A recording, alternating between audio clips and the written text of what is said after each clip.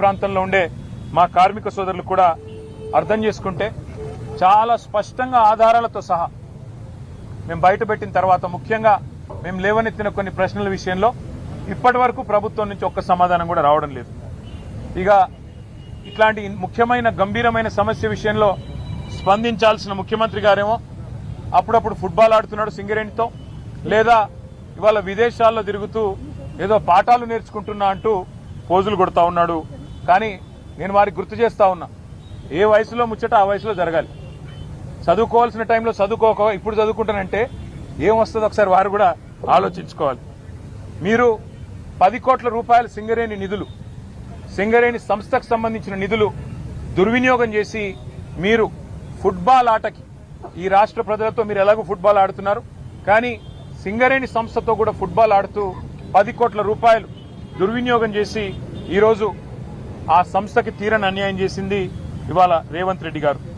ఒక్క స్కామ్ సంబంధించి ఇన్ని ఆధారాలు బయట పెడితే కూడా ఒక్క స్కామ్ సంబంధించి కూడా ఇప్పటివరకు పాలకుల వైపు నుంచి సమాధానం లేదు.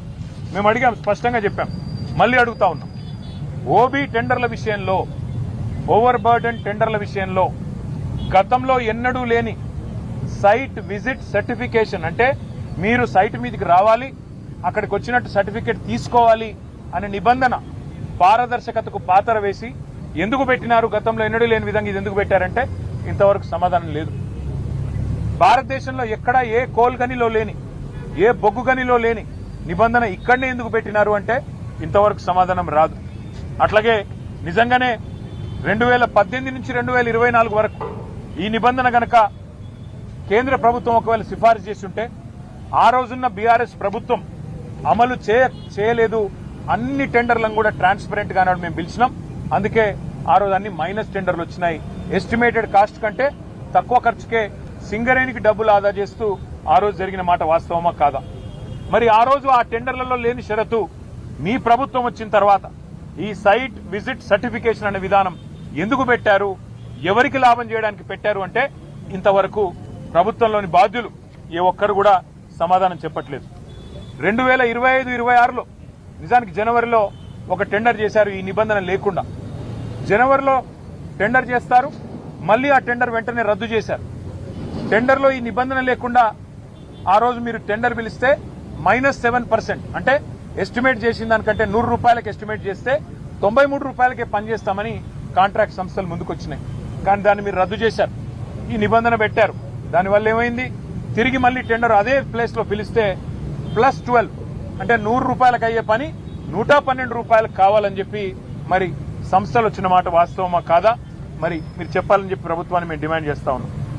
అట్లాగే మే 25 నుంచి మీరు ఎప్పుడైతే నిబంధన పెట్టారో ఈ రోజు వరకు గత 9 నెలల్లో ఎన్ని సంస్థలు ఇప్పటి వరకు ఎంతమంది కాంట్రాక్టర్లు సైట్ సందర్శించారు, మీకు ఎన్ని ఈమెయిల్స్ వచ్చినాయి, ఎన్ని లేఖలు వచ్చాయి, ఎన్ని సర్టిఫికెట్లు సింగరేణి సంస్థ జారీ చేసింది?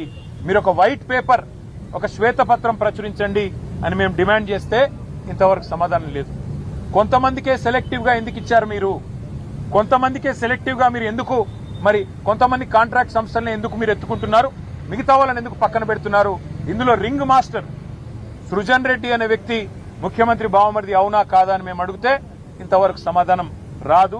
ఇంతవరకు ఆయన విషయంలో స్పష్టత రాదు. అట్లాగే మేము అడిగాం, శ్వేతపత్రం ప్రచురించండి. ఒక నైనీ టెండర్లే కాదు, నైనీ బొగ్గుగని టెండర్లే కాదు, మరి నైనీలో కూడా గతంలో 2021లో 2022లో 2 సార్లు మా ప్రభుత్వం ఉన్నప్పుడు కూడా టెండర్లు పిలిచాం. కానీ ఆ రోజు ఈ సైట్ విజిట్ సర్టిఫికెట్ అనే నిబంధన లేదు. మరి ఈరోజు టీఆర్ఎస్ ప్రభుత్వంలో అవసరం లేనిది కాంగ్రెస్ ప్రభుత్వంలో ఈ నిబంధన ఎందుకు అవసరం వచ్చింది అని మేము అడిగితే ఇంతవరకు సమాధానం లేదు. అట్లాగే సోలార్ పవర్ స్కామ్ గురించి కూడా మేము బయటపెట్టాం. భారతదేశంలో ఎక్కడైనా మెగావాట్కు 2.5 నుంచి 3 కోట్లలో ఇవాళ సోలార్లో నిర్మాణం జరుగుతూ ఉన్నది. కానీ తెలంగాణలో మాత్రం సింగరేణి పిలిచిన సోలార్ టెండర్లలో మాత్రం 7 కోట్లట. 2.5-3 కోట్లలో అయ్యో పని దేశంలో మొత్తంలో ఒక్క తెలంగాణలో మాత్రమే 7 కోట్లు ఎందుకు అవుతున్నది? ఇది స్కామ్ కాదా సోలార్ పవర్లో అని మేము నిలదీస్తే ఇంతవరకు సమాధానం లేదు. అట్లాగే ఎక్స్ప్లోజివ్స్ ఏవైతే గనుల్లో వాడతారో, జిలెటిన్ స్టిక్స్ 30% అదనంగా రేటు పెంచారు, ఎందుకు పెంచారు అని మేము అడిగితే సమాధానం లేదు. చివరికి సింగరేణిలో ఒక డైరెక్టర్ జీవి రెడ్డి, డైరెక్టర్ వికే శ్రీనివాస్, ఈ ఇద్దరు కూడా ఇది 30% అదనం ఎందుకు పెడుతున్నారు, ఖర్చు ఇంత పెట్టాల్సిన అవసరం లేదు, జిలెటిన్ స్టిక్స్ మీద ఎక్స్ప్లోజివ్స్ మీద 30% ఎందుకు పెంచారు రేటు అని చెప్పి వాళ్ళు డైరెక్టర్లు నిలదీస్తే బోర్డులో వాళ్ళ మీద యాక్షన్ తీసుకున్నారు తప్ప కాంట్రాక్టర్లకు లాభం చేసే పనిలో మాత్రం కాంగ్రెస్ పార్టీ వెనుకకు తగ్గలేదు.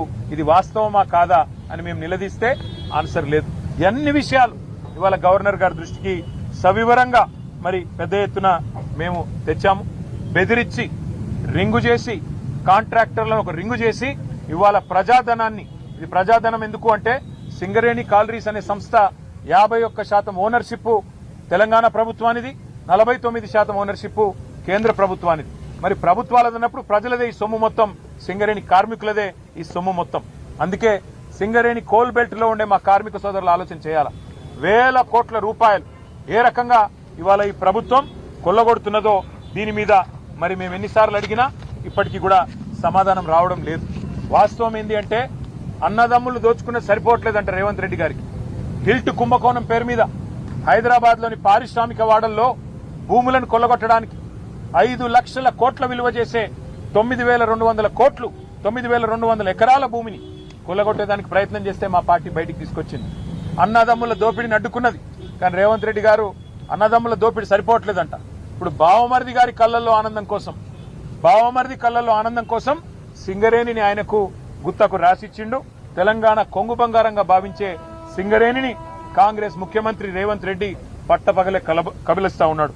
అందుకే మేము అడిగినాం ఇవాళ గౌరవ గవర్నర్ గారిని, సార్ మీరైనా ఇన్వాల్వ్ కండి, మీరు కిషన్ రెడ్డి గారికి ఆదేశం ఇవ్వండి, సిబిఐకి ఇస్తారా, సిట్టింగ్ జడ్జికి ఇస్తారా, మీ ఇష్టం, ఎవరికి ఇస్తారో ఇవ్వండి, కానీ ప్రజాధనాన్ని కొల్లగొట్టే ఈ దుర్మార్గపు వ్యవస్థని, ఇటు సోలార్ పవర్ లో కుంభకోణం, అటు సింగరేణి ఓబీ గనుల్లో కుంభకోణం, దీన్ని అడ్డుకోండి, దీన్ని వెంటనే నివారించండి, ప్రజా సొమ్మును కాపాడండి అని చెప్పి కార్మిక లోకం తరపున, సింగరేణి కార్మిక సోదరుల తరపున వారికి విజ్ఞప్తి చేశాం. అన్నిటికీ మించి మీరు ఒకటి గమనిస్తే ఇవాళ ఒకరిద్దరు కాదు, మొత్తం క్యాబినెటే వాటాలు పంచుకునే క్రమంలో ఒకరితో పోటీ పడుతూ ఒకరు స్కాములు చేస్తున్నట్టుగా కనబడుతున్న విషయాన్ని కూడా గవర్నర్ గారికి వివరంగా చెప్పాం. కొత్తగా తెచ్చిన కండిషన్లు, ఈ కండిషన్లు తమ అస్మదీయుల కోసం, తమకు కావలసిన వాళ్ల కోసం ఏ రకంగా పెట్టడం వల్ల ప్రజాధనం దుర్వినియోగమవుతున్నది, సింగరేణి కొడుతున్నది ఈ ప్రభుత్వం, ఇవన్నీ వివరంగా ఆధారాలతో సహా మేము ఇవ్వడానికి సిద్ధంగా ఉన్నాం. మీరు దయచేసి సిబిఐ ఎంక్వైరీ చేయిస్తారా, సిట్టింగ్ జడ్జి ఎంక్వైరీ చేయిస్తారా, కేంద్ర ప్రభుత్వానికి మీరు వెంటనే నివేదిస్తారా, లేదా రాష్ట్ర ప్రభుత్వాన్ని మందలిస్తారా, మీ నిర్ణయం సార్. కానీ తప్పకుండా మీరు ఈ విషయంలో జోక్యం చేసుకోండి. తప్పకుండా రాష్ట్ర ప్రజల సంపద అయిన సింగరేణిని కాంగ్రెస్ కొల్లగొట్టకుండా కాపాడండి అని చెప్పి చాలా వివరంగా అన్ని స్కామ్ల విషయంలో గవర్నర్ గారికి రిప్రజెంటేషన్ ఇచ్చాము. నేను పూర్తిగా అధ్యయనం చేస్తాను, తప్పకుండా న్యాయం చేసే ప్రయత్నం చేస్తాను అని గవర్నర్ గారు మాకు హామీ ఇచ్చారు. వారి మీద విశ్వాసంతో మేము ముందుకు పోతున్నాం. ఒకవేళ న్యాయం జరగకపోతే తప్పకుండా కార్మిక లోకం మొత్తాన్ని కదిలించి సింగరేణి కోల్ బెల్ట్ లో మా టీబీజీకేఎస్ ఆధ్వర్యంలో మా గౌరవ అధ్యక్షులు మా కొప్పుల ఈశ్వర్ మాజీ మంత్రి గారి ఆధ్వర్యంలో సింగరేణి ప్రాంతంలో జరుగుతున్న ప్రతి కుంభకోణం విషయంలో కార్మిక లోకం మొత్తాన్ని కూడా చైతన్యపరుస్తాం. తప్పకుండా ఈ అంశాన్ని వదిలిపెట్టమని చెప్పి మీ అందరికీ కూడా తెలియజేస్తూ పత్రికా మిత్రులు కూడా సహకరిస్తున్నందుకు